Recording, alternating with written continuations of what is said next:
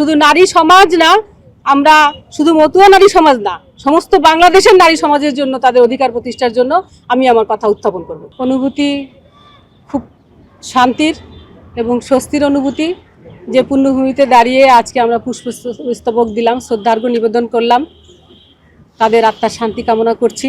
সাথে সাথে ধন্যবাদ জানাচ্ছি জাতীয়তাবাদী দলকে, যারা আজকে আমাদেরকে এই পর্যন্ত এনে সংসদে জায়গা দিয়েছে, মতুয়াদের একটি সম্মান দিয়েছে।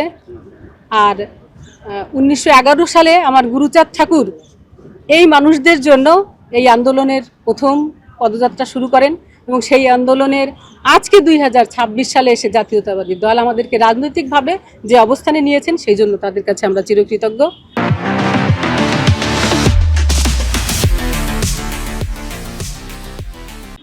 সবাইকে আমার অন্তরের অন্তঃস্থল থেকে ধন্যবাদ জানাই এই জন্য, আজকে জাতীয়তাবাদী দল আমাদের মতুয়াদের যে অধিকার ছিল না, আমাদের দুঃখ জানানোর যে একটি জায়গা ছিল না, সেই জায়গাটি আমাদের তৈরি করে দিয়েছে।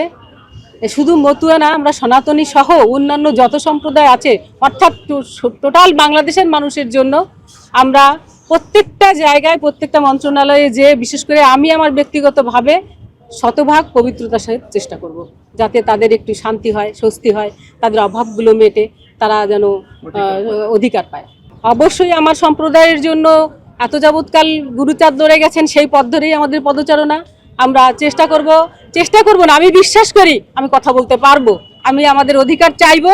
এবং শুধু নারী সমাজ না, আমরা শুধু মতুয়া নারী সমাজ না, সমস্ত বাংলাদেশের নারী সমাজের জন্য তাদের অধিকার প্রতিষ্ঠার জন্য আমি আমার কথা উত্থাপন করব।